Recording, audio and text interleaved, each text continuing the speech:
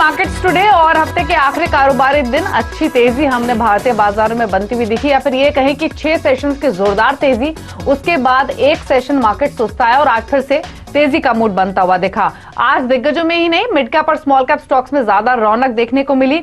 IT और FMCG को छोड़ हमने ज्यादातर सेक्टर्स में खरीदारी का मूड ही आज के सेशन में बनते हुए देखा। 2-3 पॉकेट्स जहां पर सबसे ज्यादा खरीदारी आज के सेशन में हो रही थी, उसमें मेटल्स थे, एनबीएफसीज थे, टेलीकॉम स्टॉक्स थे। अगर मिड कैप्स की ओर रुख करेंगे तो मल्टीप्लेक्स स्टॉक्स में, होटल शेयर्स में, शुगर शेयरों में अच्छी तेजी आज के सेशन में बनती हुई दिखी है। रिलायंस इंडस्ट्रीज एक बार फिर बाजार का बादशाह साबित हुआ। All time high Reliance industries ने आज के सेशन में छुआ। जो मार्केट कैप है वो एक बार फिर से 10 लाख करोड़ के पार पहुंचती हुई दिखी।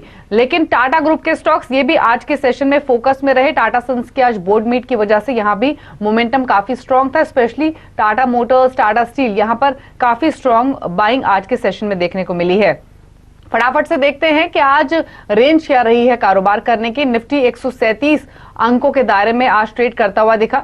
इसके अलावा निफ्टी बैंक 774 अंकों के दायरे में निफ्टी बैंक ने काम किया। और अगर आप सेंसेक्स देखेंगे तो 447 अंकों के दायरे में सेंसेक्स ने आज ट्रेड किया है। एडवांस डिक्लाइन आप देखेंगे तो क्लियरली बढ़ने वाले स्टॉक्स के फेवर में यह आंकड़ा, क्योंकि निफ्टी के 50 में से 40 शेयर्स ऐसे थे जो कि बढ़कर बंद हुए हैं, 10 स्टॉक्स ऐसे जो कि गिरावट के साथ क्लोज हुए हैं। सेंसेक्स के 30 में से 21 शेयर्स एडवांस हुए हैं, 9 शेयर्स डिक्लाइन हुए और निफ्टी बैंक के 12 कॉन्स्टिट्यूएंट्स तेजी के साथ आज के सेशन में बंद हुए हैं। निफ्टी एफ&ओ के 116 शेयर्स बढ़कर बंद हुए हैं, 26 स्टॉक्स गिरावट के साथ। एनएससी के भी अगेन बढ़ने वाले शेयरों की संख्या कहीं ज्यादा, 1543 शेयर्स बढ़कर बंद हुए हैं, 280 स्टॉक्स दबाव के साथ। और सिमिलरली बीएससी के भी अगर आप देखेंगे तो 2050 स्टॉक्स बढ़कर बंद हुए हैं और 532 शेयर्स दबाव के साथ क्लोज हुए हैं। अब देखिए पॉजिटिव कंट्रीब्यूशन कहां से आ रहा था। जैसे कि हमने शुरुआत में कहा कि बैंक्स, फाइनेंशियल स्पेस सपोर्ट कर रहा था आज बाजार को।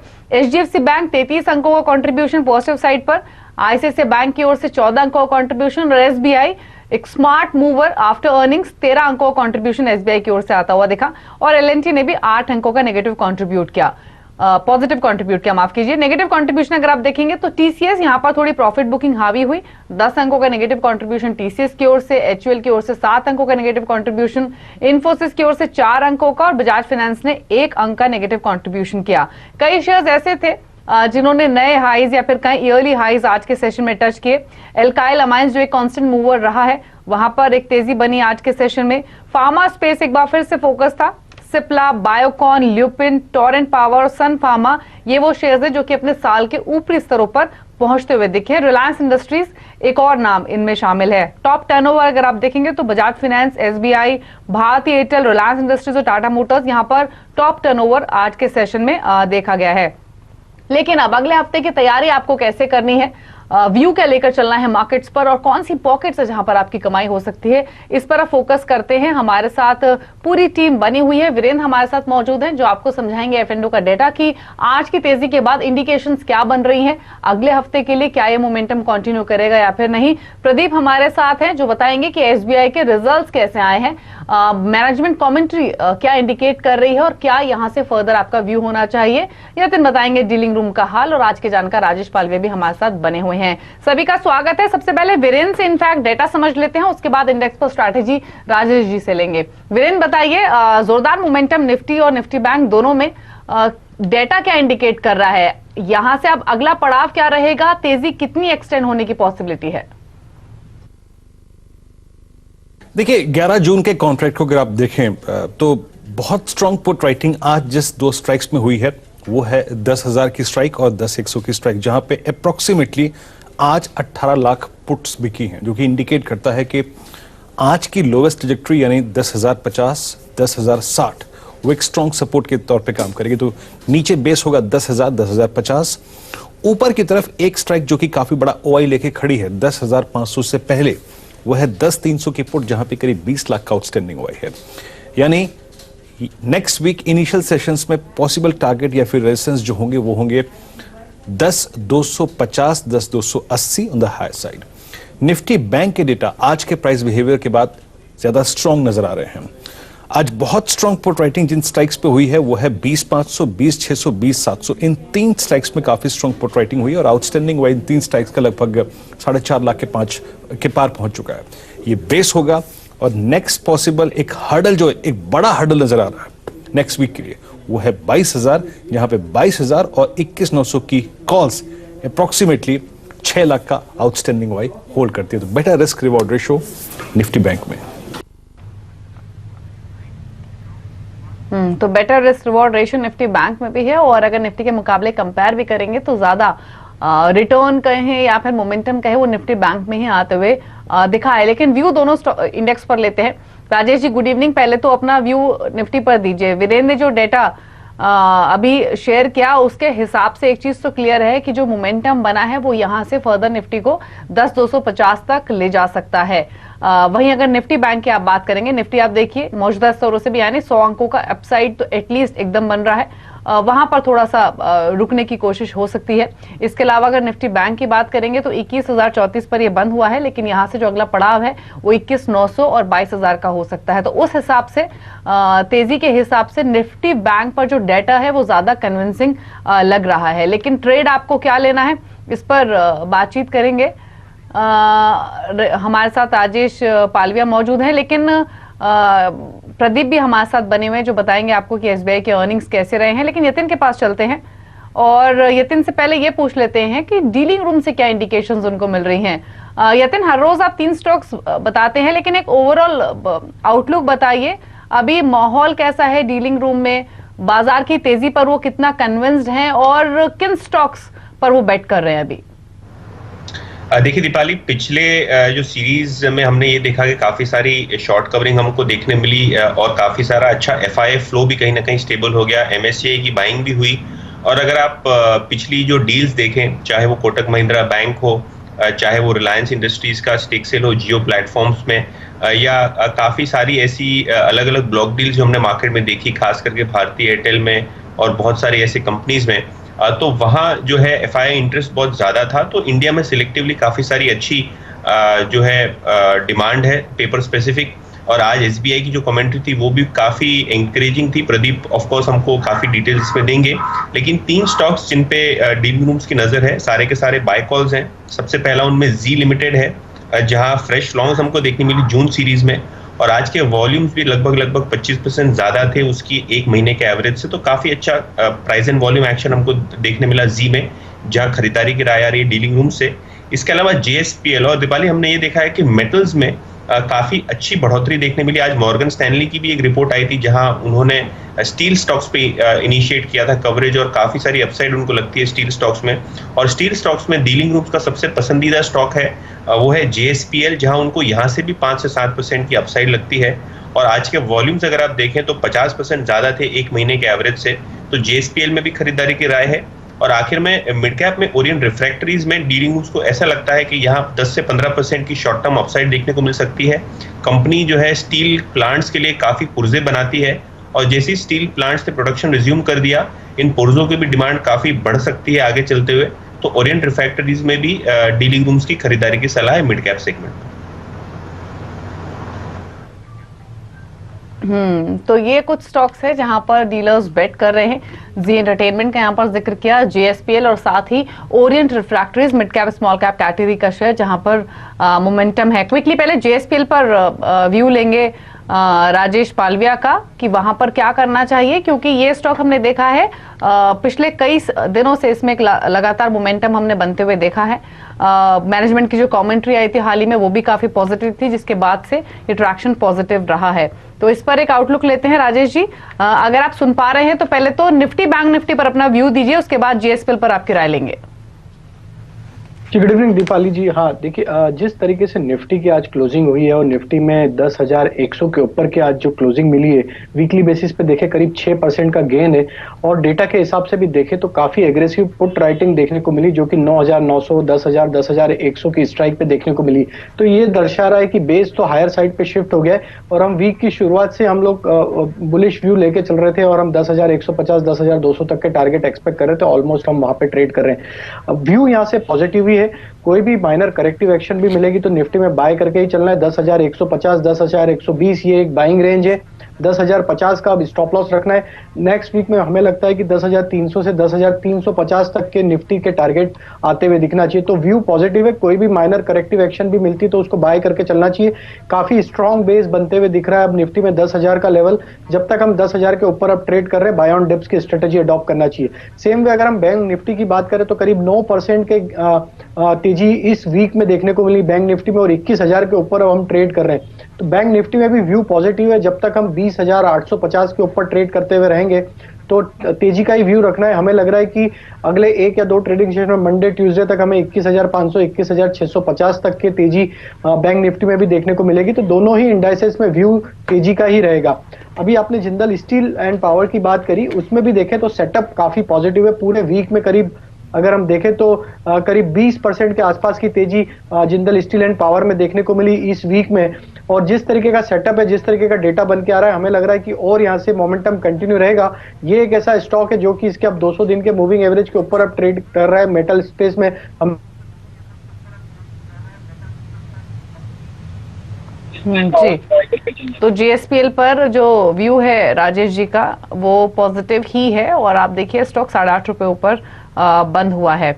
इस बीच रिलायंस पर एक नजर डाल लेते हैं, क्योंकि हमने रिलायंस में कांस्टेंट तेजी बनती हुई देखी, और देखिए जो खबरें भी आई हैं वो भी पॉजिटिव रही हैं। 6 हफ्ते में छठा निवेश रिलायंस जियो में होता हुआ दिखा है। और अब खबर जो आ रही वो ये है कि जियो में मुबादला जो ग्रुप है वो 9,000 करोड़ से ज्यादा का निवेश करेगा, और उसके बदले जियो में 2.25% के आसपास की हिस्सेदारी होगी। प्रिसाइसली 1.85%। आपको बता दें जो मुबादला है ये आबू धाबी बेस्ड इन्वेस्टर है, और ऐसा माना जा रहा है कि 4.91 लाख करोड़ की इक्विटी वैल्यू पर ये इन्वेस्टमेंट होगी, 5.16 लाख करोड़ की एंटरप्राइज वैल्यू पर ये इन्वेस्टमेंट होगी। तो ओवरऑल देखा जाए तो 6 हफ्ते में जियो प्लेटफॉर्म में ये छठा बड़ा निवेश है, और इसी वजह से आप देखिए 800 850 के लोज छूने के बाद राजेश जी रिलायंस एक शानदार रिकवरी मोड में रहा है। अब इसने अपने हाईज भी टच किए हैं। 10 लाख करोड़ के एक बार फिर से मार्केट कैप पार हुई आज के सेशन में। व्यू बताइए क्या है, जिनके पास है उनके लिए क्या सजेशन है, क्या सलाह होगी? बिल्कुल दीपाली जी, ये स्टॉक को होल्ड करके रखना चाहिए। और जिस तरीके से ये स्टॉक ने आज ऑल टाइम हाई के लेवल को टच किया है और वहां से थोड़ा सा माइल्ड प्रॉफिट बुकिंग देखने को मिली, बट अभी भी यहाँ से इसके जो चार्ट पैटर्न है और जिस तरीके की बाइंग इमर्ज होते हुए दिखी पिछले कुछ दिनों में, हमें लग रहा है ये स्टॉक में 1650 से 1700 तक के टारगेट बिल्कुल आते हुए दिखेंगे जून सीरीज में ही। तो जिनके पास भी पोजीशन है उन्हें अपनी पोजीशन होल्ड रखना चाहिए। 1545 यहाँ से एक स्टॉप लॉस है। अगर जिन्हें stop loss short term trader है उन्हें 1545 का स्टॉप लॉस रख के पोजीशन होल्ड रखना चाहिए। हमें लग रहा है नेक्स्ट ये स्टॉक में 1640 से 1660 तक के टारगेट आते हुए दिखेंगे। तो रिलायंस में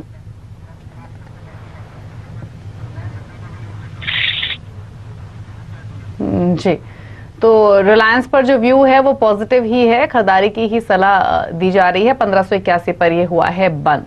लेकिन एक और स्टॉक जो कि फोकस में रहा आज स्पेशली 2 से 3:30 बजे के बीच, वो था स्टेट बैंक ऑफ इंडिया।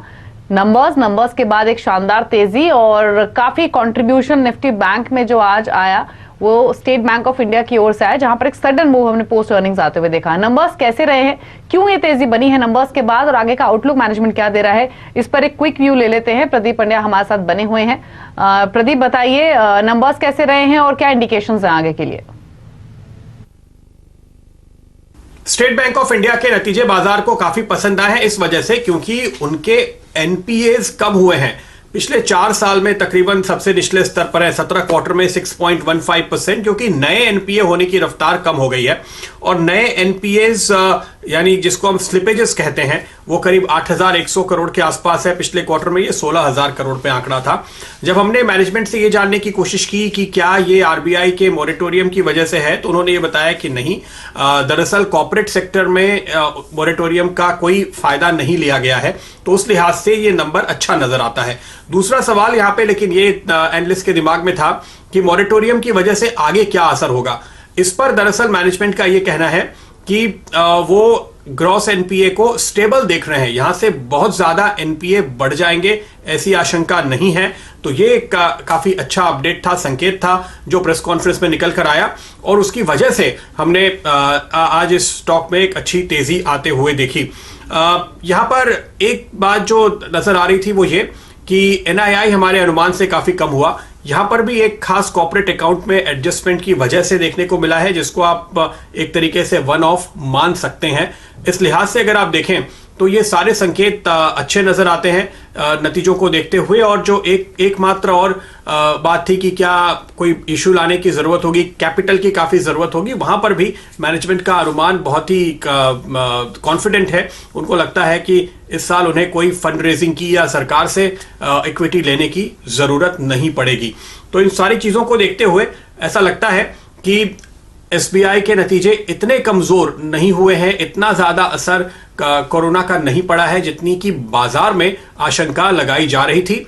हालांकि आपको अगले 2 क्वार्टर के नतीजे और खासतौर पे सितंबर क्वार्टर के नतीजे काफी क्लोजली वॉच करने होंगे, तब आपको इस बात का भरोसा होगा कि जो कॉन्फिडेंस बैंक का मैनेजमेंट दरअसल इस समय दिखा रहा है या जो इंप्रूवमेंट इस क्वार्टर के आंकड़े दिखा रहे हैं वो जारी रहते हैं या नहीं। शुक्रिया प्रदीप आपका ये समझाने के लिए कि नतीजे आए कैसे हैं, इन नतीजों का असर क्यों हुआ है और आगे के लिए क्या सेंस अब बन रहा है। लेकिन एक फैक्ट ये कि नंबर्स आने के बाद स्टॉक में एक इंस्टेंट रिएक्शन आया, 8% की तेजी के साथ ये बंद हुआ और 187-80 के लेवल्स हैं।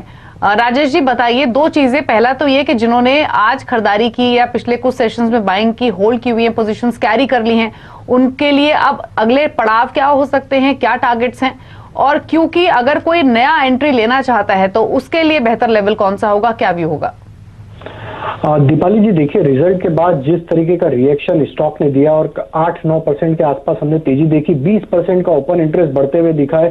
काफी शॉर्ट पोजीशन थी स्टॉक में और ऑलमोस्ट जो हाईएस्ट कॉल कंसंट्रेशन था इसका 190 के आसपास, स्टॉक ऑलमोस्ट वहीं क्लोज हुआ है। मुझे लग रहा है कि इसमें काफी बड़ी एक शॉर्ट कवरिंग एक्शन मंडे के सेशन में भी देखने को मिलेगी। स्टॉक में एक मुझे लग रहा है कि एक और कंटिन्यू होगा तेजी का मूव, क्योंकि आज अगर हम देखें तो पुट राइटर काफी एग्रेसिव थे 180 के स्ट्राइक पे, जिससे ये दिख रहा है कि अब बेस इसका हायर साइड पे शिफ्ट हो चुका है। 197 से 200 तक के टारगेट मुझे लगता है मंडे के सेशन में देखने को मिलेंगे। तो बिल्कुल बाय की पोजीशन रखें, जिनकी भी पोजीशन अभी होल्ड है उन्हें 185 का स्टॉप लॉस ट्रेल कर लेना चाहिए। ठीक है, तो होल्ड करने की सलाह है। 197 से 200 के टारगेट एक्सपेक्ट कर रहे हैं मंडे के सेशन में, 185 का आप रखिए स्टॉप लॉस, तो व्यू पॉजिटिव है स्टेट बैंक ऑफ इंडिया पर। एक ब्रेक के लिए यहाँ पर रुक रहे हैं, लेकिन ब्रेक के बाद 2 पॉकेट्स पर फोकस करेंगे। एक तो सिनेमा हॉल, पीवीआर और आइनॉक्स लगातार दूसरा सेशन जब जोरदार तेजी के साथ ये बंद हुए हैं, और होटल स्टॉक्स जहां पर हम अनलॉक फेज 1 का इंपैक्ट देख रहे हैं। इन दोनों पॉकेट्स पर चर्चा करेंगे, अपॉर्चुनिटीज ढूंढेंगे एक ब्रेक के बाद।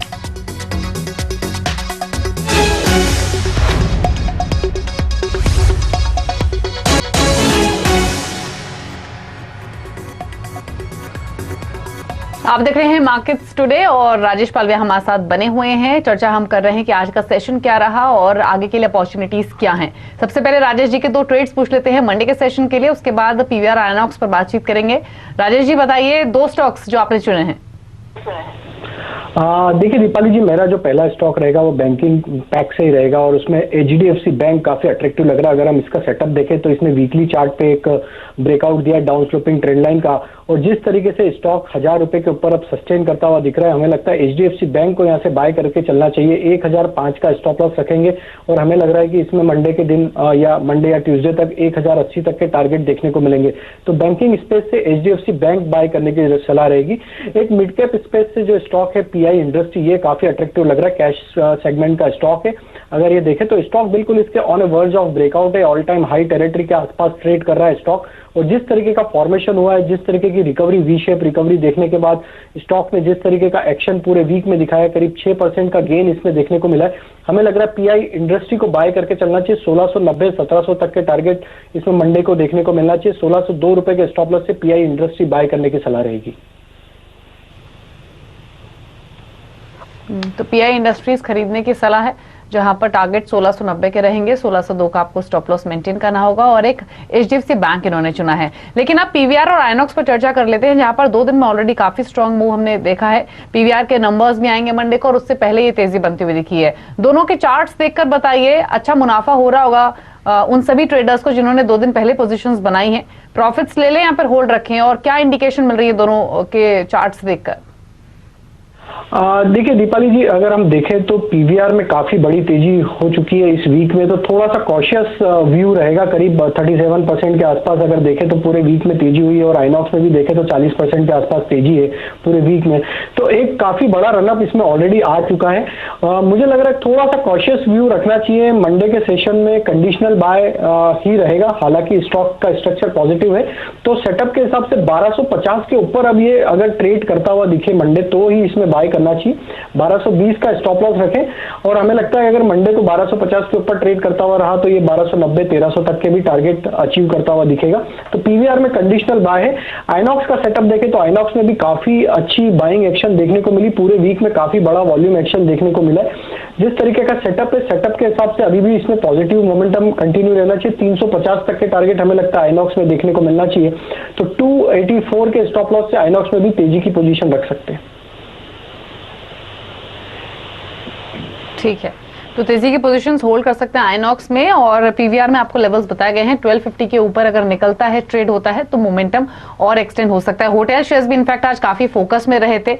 8 जून से जो अनलॉक फेज 1 की शुरुआत हो रही है, उसमें होटल, रेस्टोरेंट और हॉस्पिटैलिटी जो सर्विसेज हैं वो ओपन हो रही है। उसी का इंपैक्ट हमने इन स्टॉक्स में देखा है। आप देखिए इंडियन होटल, ताज जीवीके जोरदार तेजी के साथ ही पूरा स्पेस आज क्लोज हुआ है दिन के ऊपरी स्तरों पर।